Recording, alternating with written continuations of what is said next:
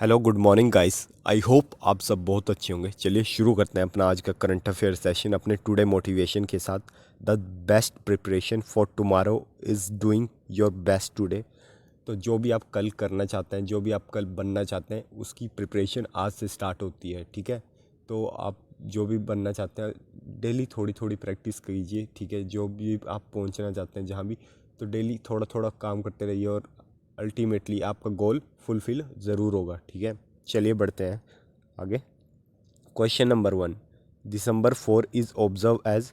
तो दिसंबर 4 को मनाया जाता है इंडियन नेवी डे। ठीक है, ये डे सेलिब्रेट किया जाता है to honour Indian navy role during the war with Pakistan in 1971। ठीक है, जब इंडिया वारशिप ने अटैक किया था कराची पोर्ट पे और सक्सेसफुली पाकिस्तानी ऑपरेशन किया था वेस्टर्न कोस्ट पे ड्यूरिंग, और ऑपरेशन का नाम था ऑपरेशन ट्राइडेंट। ठीक है, तो नाम भी याद रखेंगे आप। जो 1971 में इंडियन नेवी ने ऑपरेशन किया था उसका नाम था ऑपरेशन ट्राइडेंट। और इंडियन नेवी ने 4 पाकिस्तानी वेसल्स को इंक्लूडिंग PNS खैबर को डुबा दिया था। ठीक है, इस चीज़ का ध्यान रखेंगे। और 15 जनवरी को मनाया जाता है इंडियन आर्मी डे। 8 अक्टूबर को मनाया जाता है इंडियन एयरफोर्स डे। हमारे CDS हैं इस टाइम जनरल अनिल चौहान जी। CDS हैं chief of defence staff. Army chief है जनरल मनोज पांडे। और एयर चीफ मार्शल है इस टाइम विवेक राम चौधरी। और इंडियन नेवी चीफ है एडमिरल हरी कुमार। तो ये सब आप डिटेल ध्यान रखेंगे। आप ये देख सकते हैं, इस बार की थीम थी 2022 की स्वर्णिम विजय वर्ष। ठीक है, स्वर्णिम विजय वर्ष इस बार की थीम थी, क्योंकि आपको पता ही है क्योंकि 75 ईयर भी हो रहे हैं। ठीक है, इंडिपेंडेंस के, तो इस चीज़ का ध्यान रखेंगे। Next question, who will इनोग्रेट DRI 65th foundation day celebration in New Delhi.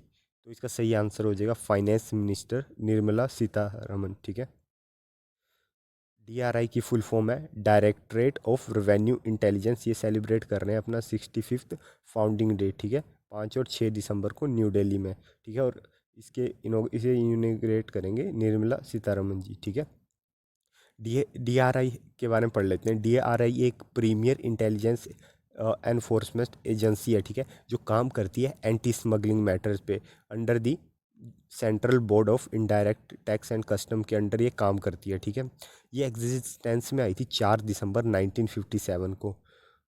और इसके हेडक्वार्टर है न्यू दिल्ली में। 12 जोन्स में डिवाइडेड है और 35 इसके रीजनल यूनिट है और 15 सब रीजनल यूनिट्स हैं। और 800 ऑफिशियल काम करते हैं DRI के अंडर। ठीक है, more than 6 decade DRI with its presence across. इनकी प्रेजेंस इंडिया में भी है, अब्रॉड में भी है। ठीक है, और ये प्रिवेंट करते हैं और डिटेक्ट करते हैं केसेस जहाँ पे इन्वॉल्व होती है स्मगलिंग ऑफ नारकोटिक्स या ड्रग्स। ठीक है, उस चीज़ की स्मगलिंग हो, चाहे गोल्ड की हो, diamond, precious metal, wild life item, cigarette, arms, ammunition, explosive, counterfeit currency notes, foreign currencies, comet items, hazardous, environmental sensitive material, anti. तो इन सब की अगर स्मगलिंग वगैरह को ये प्रिवेंट करते हैं। ठीक ठीक है, और एक्शन भी लेते हैं अगर कोई क्राइम ग्रुप पकड़ा जाए तो। ठीक है, तो इस चीज़ का आप ध्यान रखेंगे कि DRI directorate of revenue intelligence किस चीज़ से रिलेटेड है, तो ये है स्मगलिंग को रोकने से रिलेटेड है, एजेंसी है। ठीक है, और एक किसके अंडर आती है, तो ये आती है CBIC central board of indirect taxing and custom. ठीक है, ये कुछ इस तरह का लोगो है इसका, डायरेक्टरेट ऑफ रेवेन्यू इंटेलिजेंस, आप देख सकते हैं, तो ध्यान रखिएगा। Next question, who will be the chief guest at the millet smart nutritive food conclave to be held in New Delhi. तो आपको बताना कि millet smart nutritive food conclave हो रही है न्यू दिल्ली में, उसके चीफ गेस्ट कौन है? तो उसके चीफ गेस्ट थे पीयूष गोयल जी। ठीक है, और वो पीयूष गोयल जी इस टाइम यूनियन मिनिस्टर हैं फॉर कॉमर्स एंड इंडस्ट्री। ठीक है, इस बात का ध्यान रखेंगे। आपको पता है India international year of millet 2023 promote कर रहा है। ठीक है, जो ये मिलेट एक्सपोर्ट प्रोग्राम है, ठीक है, इससे इंडिया को ही हेल्प होगी। ठीक है, क्योंकि इंडिया इस टाइम मतलब कि अपने एक्सपोर्ट पे ध्यान देगा कि हम कितना एक्सपोर्ट कर सकते हैं। और जो मिलेट एक्सपोर्ट प्रमोशन प्रोग्राम है ना, इसका प्रपोजल भी इंडिया ने ही दिया था। ठीक है, और इंडिया जो इंडिया का ये इंटरनेशनल ईयर ऑफ मिलेट्स के लिए इंडिया का ये प्रपोजल 72 कंट्रीज़ ने एक्सेप्ट किया था, ठीक है। और बाद में यूनाइटेड नेशन जनरल असेंबली ने भी डिक्लेयर किया है 2023 को international year of the millet, ठीक है। लास्ट ईयर ही डिक्लेयर कर दिया था, ठीक है। इस चीज़ का आप ध्यान रखेंगे। India one of the leading producer है मिलेट्स का। अगर आप देखिए कि मतलब ग्लोबली 100% मिलेट्स प्रोड्यूस हो रहे हैं, तो उसमें 41% शेयर इंडिया का अकेला है। 41% बहुत ज़्यादा होता है, ठीक है। तो इस चीज़ का आप ध्यान रखें। 2000 आपको कुछ डाटा बता देते हैं, 2020 में 30.464 million metric ton millets produce हुए थे, ठीक है। जिसमें 30.646 में से 12.49 मिलियन मिलेट्स प्रोडक्शन इंडिया का अकेले था, ठीक है। और इंडिया की मतलब इस टाइम जो लास्ट ईयर 2021 की आप प्रोडक्शन देखें 21-22 की, तो वो भी आई है 27% growth in millet production India की थी, ठीक है। आप ये देख सकते हैं India leading international year of millets 2023। तो आपसे क्वेश्चन पूछ सकते हैं एग्जाम से, ठीक है। नेक्स्ट क्वेश्चन, मिलिट्री एक्सरसाइज युद्ध अभ्यास is between Indian army and, तो ये मैंने आपको पहले पढ़ाया था। युद्ध अभ्यास जो एक्सरसाइज है नाम की युद्ध अभ्यास, ये इंडियन आर्मी और यूएसए आर्मी के बीच में हो रही है, ठीक है। और ये कहाँ पे हो रही है, तो ये हो रही है आपकी लाइन ऑफ एक्चुअल कंट्रोल इन उत्तराखंड। उत्तराखंड में एक डिस्ट्रिक्ट है ओली डिस्ट्रिक्ट, ठीक है। वहाँ पे हो रही है और वो लाइन ऑफ एक्चुअल कंट्रोल के पास है। मतलब ये एक्सरसाइज इस टाइम इम्पोर्टेंट इसलिए हो जाती है, ठीक है, क्योंकि चाइना के पर्टिकुलरली कमेंट आया है कि ये एक्सरसाइज गलत है, ठीक है। चाइना ने कमेंट किया है। तो जब किसी चीज़ पे ज़्यादा एम्फेसिस किया जाता है तो वो इम्पोर्टेंट हो ही जाती है, ठीक है। इंडिया ने ये एक्सरसाइज 100 किलोमीटर दूर करी है लाइन ऑफ एक्चुअल कंट्रोल से, लेकिन चाइना का कहना है कि ये वोलेशन है एग्रीमेंट्स का, ठीक है। और इंडिया ने वोलेशन किया है और उन्हें इस टाइम यूएसए की प्रेजेंस पसंद नहीं आ रही है, ठीक है। तो इस कारण वो बस इंडिया ने उस जो एग्रीमेंट था उसमें ये कहा था कि आप ऐसा नहीं है कि आप एक्सरसाइज नहीं कर सकते। उस एग्रीमेंट में ये सिंपली बात लिखी हुई है कि आपको अगर एक्सरसाइज करते भी आप किसी दूसरी कंट्री के साथ LAC के 100 किलोमीटर के दायरे में, तो आपको जस्ट इन्फॉर्म करना है। और इंडिया ने चाइना को इन्फॉर्म भी किया था, लेकिन चाइना कह रहा है कि आपने वॉयलेशन किया। और ऐसा कहीं लिखा नहीं, क्योंकि आपको पता है चाइना को फैक्ट्स को तोड़ मरोड़ के पेश करने की आदत है, ठीक है। जबकि इंडिया आपको पता है हम किसी सोवरेनिटी में वो नहीं करते इंटरफेयर। तो आप ध्यान रखेंगे कि एक्सरसाइज युद्ध अभ्यास, ठीक है, हर साल होती है इंडिया और यूएसए के बीच में। और कहाँ पे होती है, उत्तराखंड में ओली डिस्ट्रिक्ट में, ठीक है। तो इस चीज़ का ध्यान रखिएगा। और इसका एम है ताकि हम एक्सचेंज कर सकें best practices, tactics, technique and procedure between आर्मीज of the two nation, ठीक है। इस चीज़ का ध्यान रखें। पिछले साल 2021 में ये यूएसए में हुई थी, अलास्का में, ठीक है। और जो चाइनीज़ फॉरेन मिनिस्टर है उन्होंने अपोज किया था युद्ध अभ्यास एक्सरसाइज को, ठीक है, in Auli district, claiming that India ने वॉयलेट किया है border agreement sign by China and India 1993 and 1996। जो 1993 का एग्रीमेंट है ना, वो बात करता है pertaining to maintain peace and tranquillity along the LAC with China, ठीक है। और जो 1996 का पैक्ट है वो बात करता है confidence building measure in the military field along with LAC with China. India ने कोई भी बॉर्डर एग्रीमेंट का वोलेशन नहीं किया है, चाइना अपनी तरफ से कुछ भी बोलता रहता है, ठीक है। आप देख सकते हैं, ठीक है। चलिए next question, world bank on Friday approve USD 250 million financing to help which country. तो वर्ल्ड बैंक ने 250 मिलियन की फाइनेंस हेल्प किसे प्रोवाइड करी है, तो इसका सही आंसर हो जाएगा बांग्लादेश को, ठीक है। बांग्लादेश को अप्रूव करे ताकि वो स्ट्रेंथन कर सके अपना environmental management and promote private sector participation in green investment, ठीक है। एक बेस्ट प्रोजेक्ट है उनका Bangladesh environment sustainability and transformation project, ठीक है। तो इस चीज़ का आप ध्यान रखेंगे। और जो वर्ल्ड बैंक है ना, वो लो एंड मिडल इनकम कंट्रीज़ को लोन प्रोवाइड करता है, ठीक है। वर्ल्ड बैंक के प्रेसिडेंट कौन हो जाएंगे, डेविड मालपास हो जाएंगे। हेडक्वार्टर है इसका वॉशिंगटन DC यूनाइटेड स्टेट में। फाउंडेशन डे इसका होता है, मतलब जो फाउंड किया गया था वर्ल्ड बैंक, वो है जुलाई 1944। कहाँ पे, Bretton Woods, New Hampshire, United States. इतनी सी बात वर्ल्ड बैंक के बारे में ध्यान रखेंगे। ये कुछ इस तरह का लोगो है वर्ल्ड बैंक का, ठीक है। और वर्ल्ड बैंक बना है दो बैंकों को मिलके, IBRD एंड IDA, ठीक है। तो इस चीज़ का भी ध्यान रखिएगा। Next question, who has receive officer of the most excellent order of the British Empire. तो ब्रिटिश गवर्नमेंट ये अवार्ड देती है officer of the most excellent order, तो ये मिला है आपका मोहन जी को, ठीक है। इंडियन ओरिजिन के बिजनेसमैन है मोहन जी और चैरिटी वर्कर भी है मोहन, ठीक है। इन्हें रिसीव किया officer of the most excellent order of the British Empire, क्योंकि इन्होंने काम किया था charitable service to health care में, इन्होंने बहुत काम किया है चैरिटी का, ठीक है। और इन्हें ये मिला है कहाँ पे, बकिंगम पैलेस। बकिंगम पैलेस कहाँ है, लंदन में है, ठीक है। तो उन्हें ये अवार्ड मिला है, ठीक है। और मैंने दो क्वेश्चन और यहाँ पे मतलब दो नाम और लगाए थे, चिरंजीवी और शाहरुख खान। तो आपको बता दूं कि चिरंजीवी जी को, जो इंडिया के बहुत फेमस एक्टर हैं, ठीक है, उन्हें Indian film personality of the year 2022 का अवार्ड मिला है। कहाँ पे, 53rd international film festival of India, जो कि गोवा में हुआ था, ठीक है। तो ये भी हम ऐसे रिपीट करते चलेंगे सारी चीज़ें ताकि आपको याद रहे, ठीक है। तो चिरंजीवी को मिला है Indian film personality of the year 2022 का अवार्ड, कहाँ पे, 53rd international film festival of India में। और शाहरुख खान को होनर किया गया है global icon of cinema and culture narrative award for his contribution as the international icon of cinema and culture at Sharjah international book fair 2022। तो अगर आपसे पूछ लेना इंटरनेशनल बुक फेयर कहाँ पे हुआ है, तो वो शारजा में हुआ है। और अगर पूछ ले कि global icon of cinema and culture narrative award किसे मिला है, तो वो शाहरुख खान को मिला है।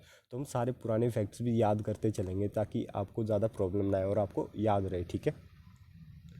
और आप ये देख सकते हैं, ये है मोहन जी, जिन्हें ये अवार्ड मिला है बाई ब्रिटिश गवर्नमेंट, ठीक है, इंडियन ओरिजिन के है ये। चलिए बढ़ते हैं आगे। कौन सी एजेंसी ने डेवलप की है apps to assist athlete to verify medicine with prohibited substance. तो कई बार एथलीट्स को नहीं पता चल पाता या कोई पूरी इन्फॉर्मेशन नहीं होती और उन पर डोपिंग के केस लग जाते हैं। तो ये बहुत अच्छा इनिशिएटिव है कि ऐप्स ही बनाई जा रही है अब, ताकि प्लेयर्स को पता चल जाए कि कौन सा मतलब फूड आइटम या कौन सी मेडिसिन वगैरह प्रोहिबिटेड है, ठीक है, हम जिसे ले नहीं सकते।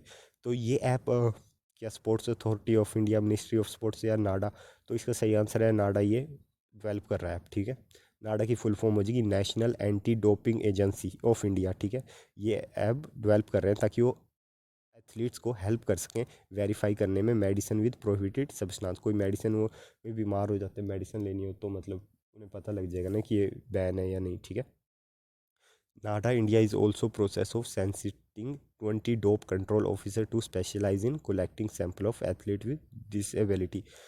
नाडा रिस्पॉन्सिबल है for coordinating and monitoring the doping control programme in sports in India. तो जो भी डोपिंग से रिलेटेड इशू होता है ना, डोपिंग, अगर आपको डोपिंग का नहीं वर्ड का मतलब नहीं पता तो आपको बता दूं, डोपिंग का मतलब होता है कि कोई स्पोर्ट्स पर्सन, ठीक है, अपनी परफॉर्मेंस को एनहेंस करने के लिए, अपनी परफॉर्मेंस को बढ़ाने के लिए कुछ ऐसे ड्रग्स होते हैं पर्टिकुलरली, उन्हें इनटेक करता है तो उसकी परफॉर्मेंस का लेवल बढ़ जाता है, ठीक है। आपको पता है वैसे तो प्रैक्टिस करके बढ़ाना, लेकिन ये डोपिंग गलत चीज़ है, ठीक है। अगर कोई प्लेयर पाया जाता है कि सपोज आप किसी प्लेयर ने गोल्ड मेडल भी जीत लिया और उसमें बाद में पता चला कि डोपिंग टेस्ट में फेल हो गया, तो उसका वो मेडल ले लिया जाता है और उस पर स्ट्रिक्ट एक्शन भी लिए जाते हैं, ठीक है। तो इस चीज़ का ध्यान रखिएगा।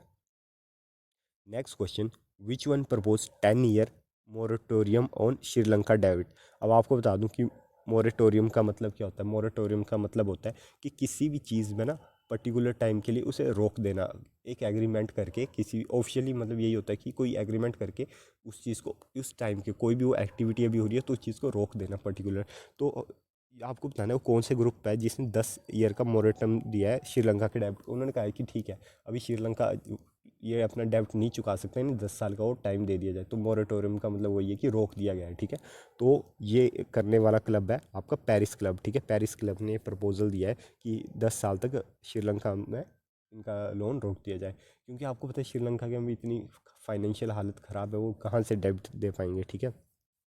तो पेरिस क्लब क्रेडिटर नेशंस ने प्रपोज किया कि 10 साल का मोरेटोरियम दिया जाए श्रीलंका को, और 15 साल और दिया जाए ताकि ये डेबिट की रिस्ट्रक्चरिंग कर सके, ठीक है, ताकि श्रीलंका का डेबिट क्राइसिस से बाहर आ सके, ठीक है। जो पेरिस क्लब है ना, वो ग्रुप है 22 कंट्री का, ठीक है, जो फाइंड करते हैं sustainable solution to challenge faced by debtor countries. उनका काम ही यही है कि जो भी नेशंस डेबिट में फंसे हुए हैं ना, उनकी हेल्प करना, उनके लिए सॉल्यूशन प्रोवाइड करना, ठीक है। और ये याद रखिएगा, ये 22 कंट्रीज़ का ग्रुप है, ठीक है।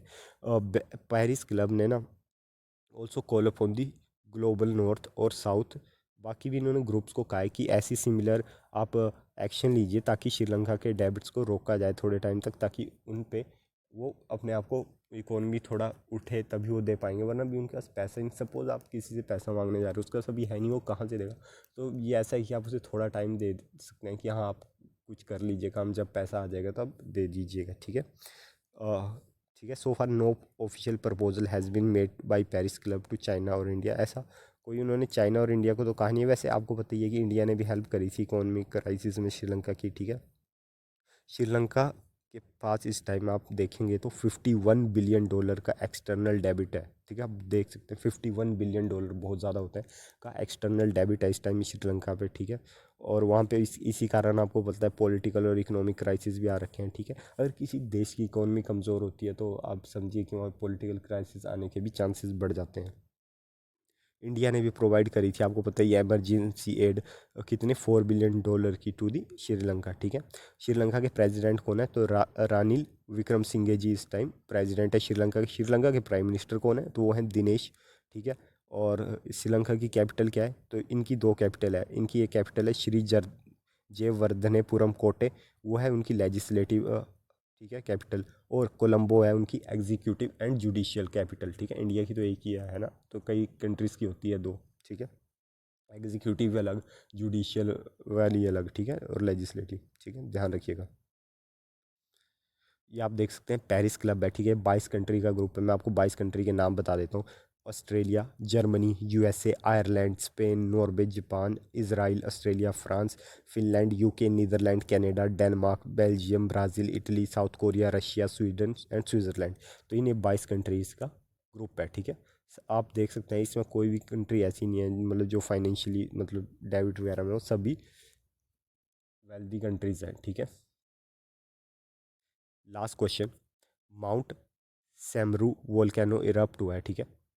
जो माउंट सेमेरू वोल्केनो है वो इरप्ट हुआ है, आपको बताना है वो कौन सी कंट्री में लोकेट करता है। ये आपका लोकेट करता है इंडोनेशिया में, ठीक है, माउंट सेमरू वोल्केनो, ठीक है। इंडोनेशिया, आपको पता है इंडोनेशिया, अगर आपने ज्योग्राफी पढ़ी है तो उसमें बताया गया है कि जो इंडोनेशिया है ना वो रिंग ऑफ फायर में आता है, ठीक है। रिंग ऑफ फायर एक काइंड ऑफ सर्कल है, ठीक है, मतलब वो बताया गया है वहाँ पे रिंग ऑफ फायर ज्योग्राफी में समझाया गया है। तो वहाँ पे क्या होता है कि टेक्टोनिक प्लेट्स की ना मतलब एक्टिविटीज़ काफ़ी ज़्यादा रहती है, इस कारण वहाँ पे वोल्केनो इरप्ट होते रहते हैं, ठीक है। तो आप याद रखेंगे माउंट सेमेरू कहाँ पे है तो इंडोनेशिया में, इतनी सी बातें आप ध्यान रखेंगे। इंडोनेशिया की कैपिटल है जकार्ता, इंडोनेशिया के प्रेसिडेंट है जोको वाइडोडो, ठीक है। तो ये वहाँ के प्रेसिडेंट है।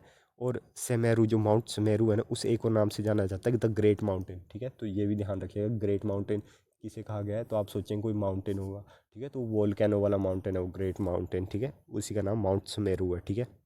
ये हाईएस्ट वोल्केनो है जावा का और इसकी हाइट है 3676 मीटर, लगा लीजिए 12,060 फुट, इतनी उसकी हाइट है, ठीक है।